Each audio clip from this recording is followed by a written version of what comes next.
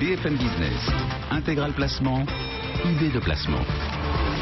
Et vous êtes nombreux et nombreux à nous interroger sur les SCPI en ce moment et on essaye régulièrement donc de vous fournir un maximum d'informations sur ce thème immobilier. C'est Philippe Gourdelier qui est avec nous. Bonjour. Bonjour. Vous êtes le cofondateur de Patrimea, vous nous éclairez fréquemment sur ces grands thèmes patrimoniaux.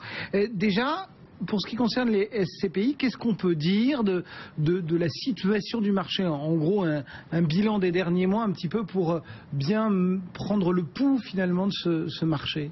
Alors le marché de l'immobilier d'entreprise en France et en Europe s'est bien comporté en 2014.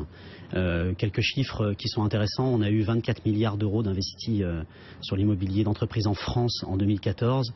À titre de comparaison, on avait 19 milliards en 2013, donc on a une hausse de 30%. On était aux alentours des 16-17 milliards sur les années passées.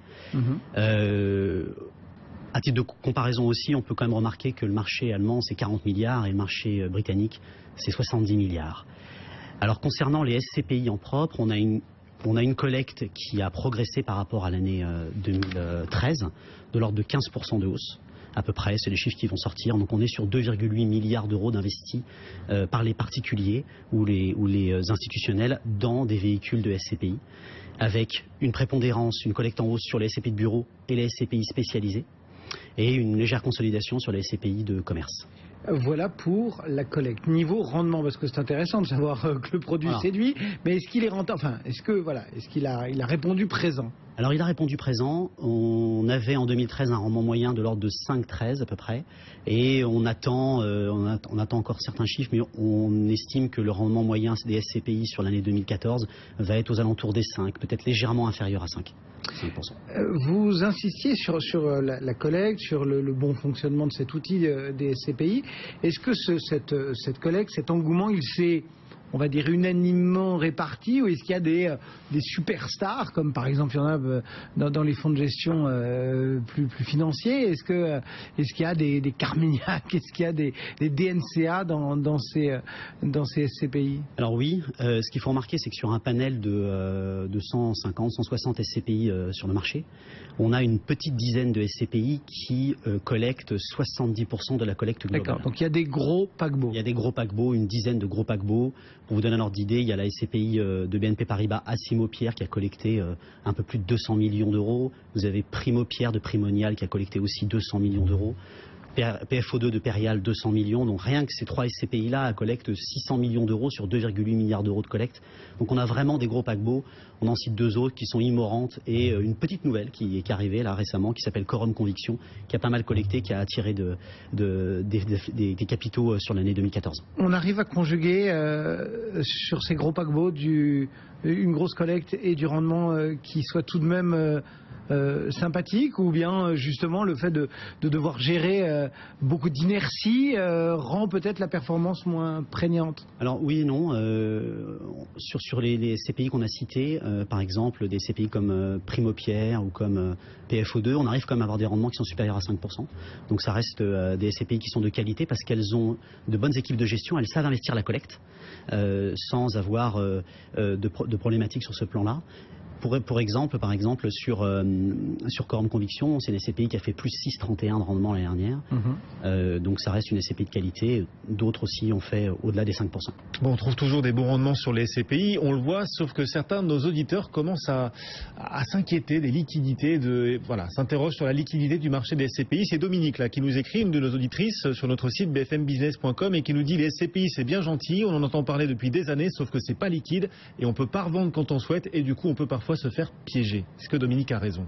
Alors, moi je ne pense pas. Il y a deux types de SCPI, les SCPI à capital fixe et les SCPI à capital variable. Je pense que c'est plutôt l'inverse. Les SCPI ont été victimes de cette problématique de liquidité il y a une dizaine ou une vingtaine d'années parce qu'elles étaient de petite taille. Maintenant, vous avez des SCPI comme Immorente qui touchent les 2 milliards d'euros de capitalisation, Primo-Pierre, PFO2 et d'autres qui sont supérieurs à 1 milliard d'euros de capitalisation. Ce qui veut donc dire que plus la taille est importante, plus il y a des gens qui vont acheter et vendre. C'est comme les actions. C'est synonyme de liquidité. D'autres, c'est synonyme de liquidité. On a des transactions mensuelles. Et il s'échange sur certaines SCPI plusieurs centaines de milliers d'euros, voire quelques millions d'euros par an sur les SCPI. Donc je pense que plus les SCPI vont collecter, plus elles vont être de taille importante, meilleure la liquidité sera. On le sait, ce marché immobilier, il a de multiples composantes.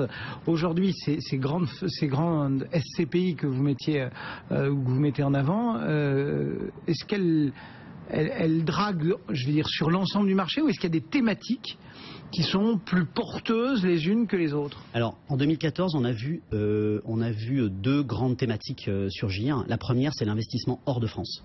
C'est-à-dire que les SCPI vont chercher... Donc, collectent en France et vont... Voilà. Elles vont investir ailleurs qu'en France. On a eu deux SCPI qui ont été créés, qui s'appellent Novapierre Allemagne et LFP Europimo, qui sont des SCPI dédiés à l'Allemagne et à l'Europe. Et on a eu de la poursuite d'acquisition de SCPI existantes qui vont investir en Allemagne, en Belgique, qui vont investir en Espagne, au Portugal. Donc ça, c'est une première thématique. La deuxième, c'est des SCPI spécialisés qui se sont lancés. Par exemple, une SCPI comme Primovie ou Pierreval Santé qui sont investis sur la santé, l'éducation. Donc elles vont acheter des murs de laboratoire, elles vont acheter des murs d'école. Donc ça, c'est nouveau. Il faut savoir que les SCPI spécialisés, ça représente 5% du marché des SCPI. Donc c'est quand même assez limité. Et puis le développement durable, on a des SCPI qui vont sur l'immobilier de bureaux, BBC, comme PFO2 par exemple. Pourquoi est-ce qu'acheter des murs d'école c'est rentable? Des murs de boutique, on comprend, c'est le loyer. Pourquoi une école c'est rentable? Parce qu'une école, quand vous avez une école, elle ne bouge pas, quoi. Une école, elle va rester pendant 12 ans, vous avez un bail ferme à 12 ans, si vous avez une rentabilité de l'ordre de 5, 10, ça offre une visibilité quand même à l'investisseur. Rares sont les écoles qui bougent, elles restent généralement 10, 20, 30, 40 ans, et donc on a quand même une grande visibilité. Là, on a largement parlé du constat qu'on faisait de ce marché aujourd'hui. Si on arrive à se projeter un petit peu dans les mois à venir, ces SCPI, c'est encore une thématique de placement sur laquelle on peut se positionner pour 2015. Est-ce qu'il y a un ou deux noms comme ça sur lesquels vous auriez envie de titiller la curiosité de nos auditeurs?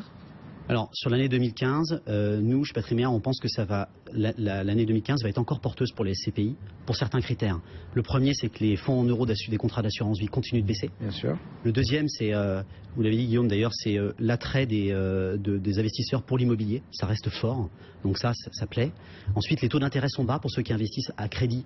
Il y a quand même encore une porte d'entrée pour investir chez les SCPI avec des taux d'intérêt bas. Ensuite, la fiscalité de l'assurance vie reste toujours attractive, puisque maintenant on peut acheter des SCPI via l'assurance vie, transformer les revenus fonciers en revenus de l'assurance vie. Sauf qu'on paye des frais là pour le coup, quand on intègre la SCPI dans l'assurance vie. On paye des frais d'entrée et de gestion, mais en comparaison, on a comme une fiscalité qui est plus intéressante. Et puis les médias en parlent. On parle de plus en plus des SCPI.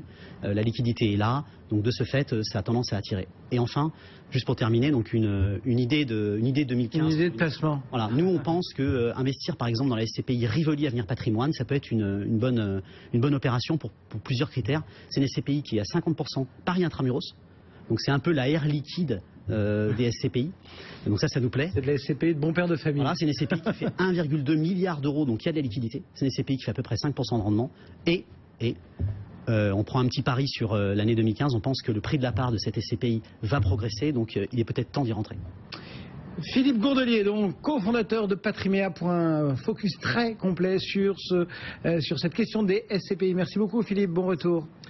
On arrive sur la fin de matinée, là, sur la mi-journée. Le CAC 40 est toujours en très légère baisse, moins 0,1%. On est à 4879 points. On marque toujours une pause après la nouvelle hausse d'hier. Et puis on attend un nouveau discours de Janet Yellen. Hier, c'était devant le Sénat. Aujourd'hui, ce sera devant la Chambre des représentants. Et ce sera à 16h. À suivre aussi un peu plus tard Mario Draghi, qui va aussi s'exprimer, lui, devant le Parlement européen. Ce sera le premier discours public de Mario Draghi depuis l'annonce du quantitative easing de la BCE le 22 janvier dernier. Il faudra donc le suivre aussi comme le lait sur le feu. En attendant, l'euro est stable en ce moment face au dollar. L'euro vaut $1,13,44.